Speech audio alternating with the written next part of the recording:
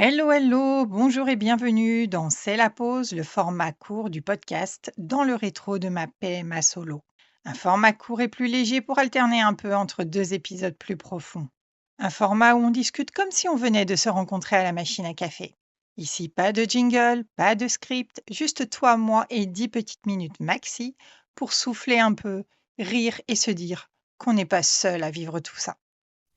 Alors aujourd'hui, je vais revenir sur le prochain anniversaire de ma chouquette, l'arrivée de ses 9 ans. Parce que oui, à peine j'ai pris une année de plus que c'est elle qui prend le relais, puisque nous avons un mois pile poil entre les deux événements. Ma chouquette étant du 1er avril, donc dès le 1er mars, je sais que dans un mois, c'est à son tour de changer d'âge. Comme je te disais lors de l'épisode précédent, on sent qu'il y a un cap qui arrive. Depuis quelques semaines, il y a des choses qui changent dans sa façon d'être, dans sa façon de parler et même dans sa façon de raisonner. Et il n'y a pas longtemps, je me disais, et pourtant elle va avoir que 9 ans. Qu'est-ce que ce sera quand elle en aura 10? Et puis quelque chose est revenu m'interpeller. Quelque chose qu'on a tendance à oublier quand l'on fête son anniversaire. Surtout quand on grandit et qu'on devient adulte. On le zappe, mais alors totalement ce truc-là. De quoi il s'agit? Il s'agit tout simplement que quand on fête son anniversaire, on fête les années révolues. Et oui, certes, ma chouquette va avoir 9 ans, mais 9 ans révolus. Et qu'est-ce que ça veut dire? Ça veut dire que dès le lendemain de son anniversaire, elle entame donc sa 10e année. Et là, tu peux me dire, mais quoi? Quoi qu'est-ce? Comment ça? Eh bien, reprenons l'exemple le plus évident, le plus clair qui soit, la première année d'un enfant. On est bien d'accord que quand son enfant naît, on ne dit pas qu'il a un an. On fête ses 1 an à la fin de la première année. Il a donc 1 an révolu. Avant ça, on compte en mois. 5 mois, 4 mois, 6 mois, 8 mois. Et à 12 mois, on dit ça y est, il a 1 an révolu. Alors avec les enfants, on compte comme ça jusqu'à 2-3 ans. Et pourquoi on continue de compter en mois au-delà d'un an? Très souvent, c'est en raison des tailles des vêtements. Puisque en effet, en vêtements, on ne trouve pas du 1 an, du 2 ans, on trouve du 12 mois, du 18 mois, du 24 mois, du 36 mois, mais pas 1 an, 2 ans, 3 ans. Toujours est-il que nous fêtons donc nos anniversaires révolus et que dans le cas de ma chouquette, le mois prochain, elle aura donc 9 ans révolus et sera dans le début de sa 10e année. Et là, tout de suite, il y a des choses qui prennent sens, des choses qui s'expliquent mieux. Alors déjà, ça met un coup au cœur, hein. Tu dis: «Oh non, non, non, non, non, je veux pas entendre parler, c'est 10 ans, c'est pas possible, c'est mon bébé, je veux pas, je veux pas». Mais pourtant si, hein. Bien sûr que j'ai envie de voir ma fille grandir et de la voir fêter toutes ces belles années à venir. Mais c'est vrai que quand on réfléchit en années révolues, en fait, on comprend mieux certaines choses et notamment les modifications qui sont en train de s'opérer dans son corps. Alors je te rassure, on n'en est pas encore au premier signe de la puberté, fort heureusement, merci. Mais pour autant, il y a des modifications qui s'opèrent dans son corps. Moi, je la vois changer. Je vois son corps de petite fille qui est en train de se modifier, qui est beaucoup plus élancé. Et je la vois se muscler également. Je vois sa silhouette se transformer, tout simplement, tout en restant encore, à l'état d'enfant, encore une fois, on n'en est pas encore à la préadolescence. Mais si petit soit-il, ces changements, dans mes yeux de maman, ça fait tout bizarre en fait de voir son enfant se transformer comme ça. Alors tu vas me dire, depuis la naissance, il y en a eu des transformations.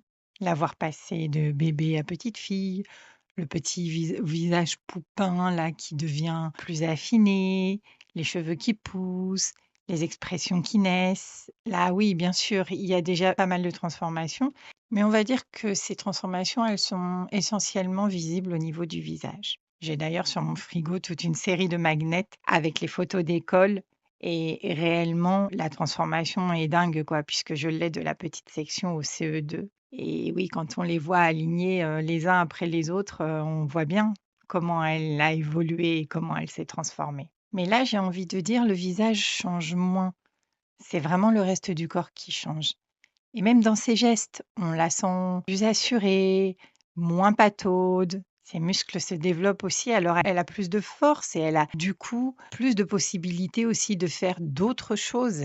Elle m'aide beaucoup, notamment, elle commence à soulever des poids vraiment plus importants. Là, pour la fête que j'ai préparée pour mon anniversaire, on a dû déplacer des meubles.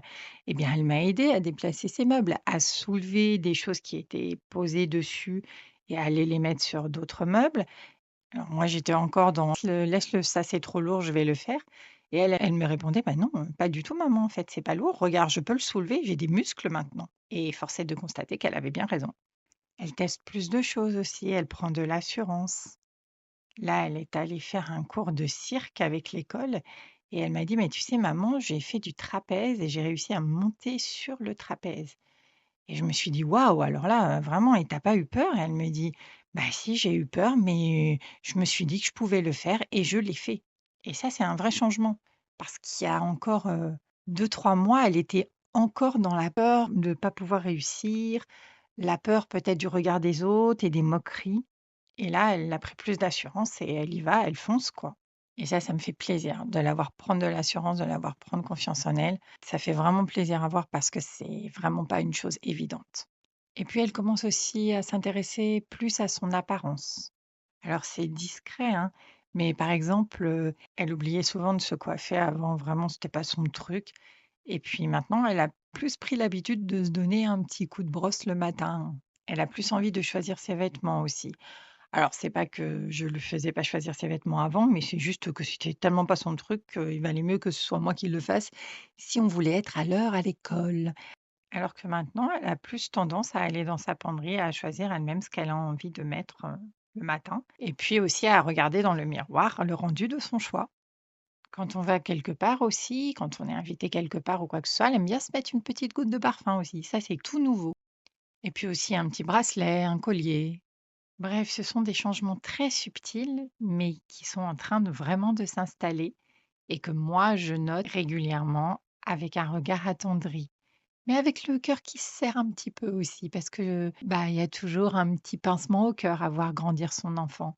C'est une étape de plus et c'est aussi le deuil de l'étape précédente. Et quand on n'a qu'un seul enfant de plus, bah, on sait que ça ne reviendra plus jamais. Donc oui, c'est vrai qu'il y a ce petit pincement au cœur et en même temps, c'est formidable de la voir grandir et devenir la petite jeune fille qu'elle est en train de devenir. Et puis elle aussi, elle sent bien qu'il se passe des choses en elle et je pense que même si ça a un côté très attirant, elle se raccroche quand même énormément à son statut d'enfant. Elle n'a pas envie de grandir trop vite, elle a besoin de rester dans cette période. Elle aime énormément jouer avec ses jouets, ses figurines, ses Playmobil et c'est pas un monde qu'elle a envie de quitter. Elle a peur qu'en grandissant, en fait, elle ait plus le droit de jouer. Même si je lui ai déjà assuré qu'elle pourrait jouer, jusqu'à l'âge où elle a envie de jouer et que le jour où elle aura plus envie de jouer, ben, elle arrêtera de jouer et puis elle aura d'autres occupations. Il y a pas un âge où on s'arrête de jouer, on joue quand on a envie de jouer. On reste une enfant quand même, même à 10 ans, même à 11 ans, on est un enfant. Si on a envie de jouer, on joue avec ses jouets.